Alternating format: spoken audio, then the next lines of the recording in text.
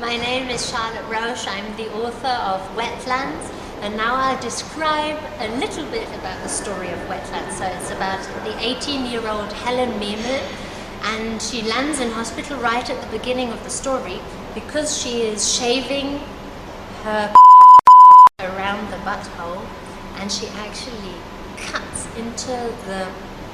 Well, my English isn't that good for the special words. I wrote the book in German, so in German it's Rosette, in English it's rosette. Rosette.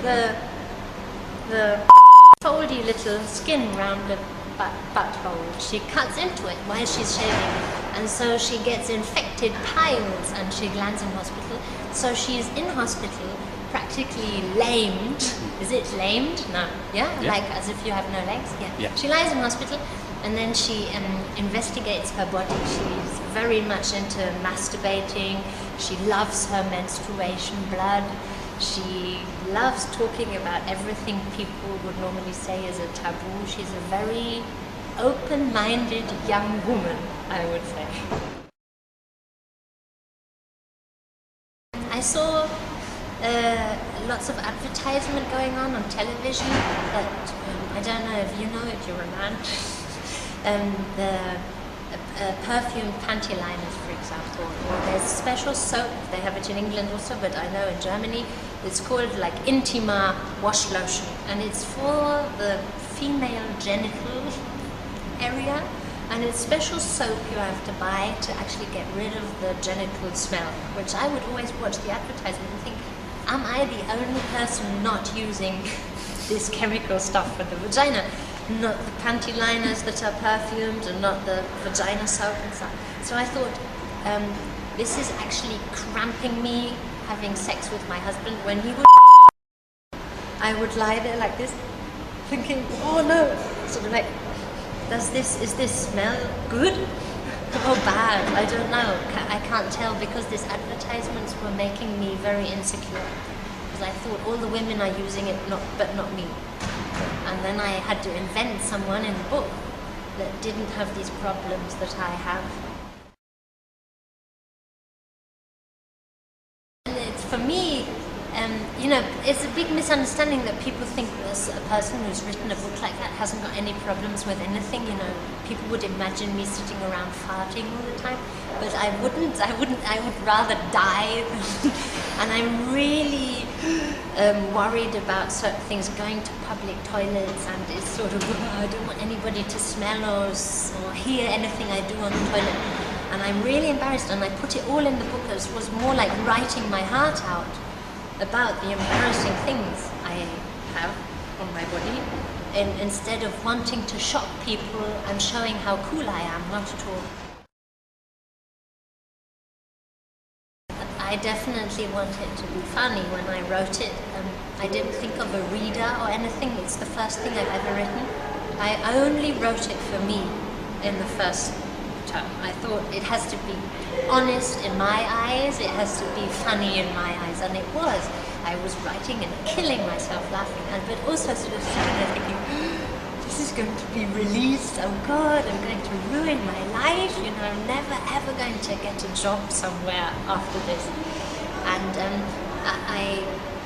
I like when people say it's funny, and it often happens that people get very upset and take it very seriously, and then they sort of lost it at the beginning to understand that it's funny and it's really exaggerated, and people often get very worked up about how disgusting it is, and then I would say, okay, come on, tell me, what is so disgusting, ha ha ha, and they would say, for example, the toilet scene, where she wipes the toilet seat with her and I would say, see, that's my favorite, funniest scene.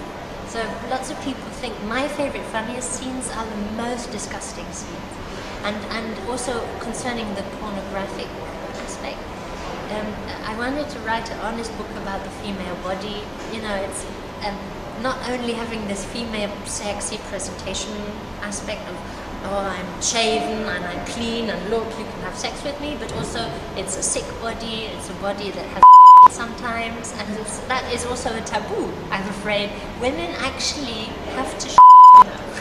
And I wanted to show that in the book, and it was great fun having a female body that is sick and goes to the toilet and has a menstruation and all together, and not only the clean, sexy part, but then all the disgusting stuff. I also wanted it to be horny at some point. I wanted it to be honest and realistic, and that's why it's disgusting, because somehow we are disgusting. But on the other hand, I wanted it to be very erotic.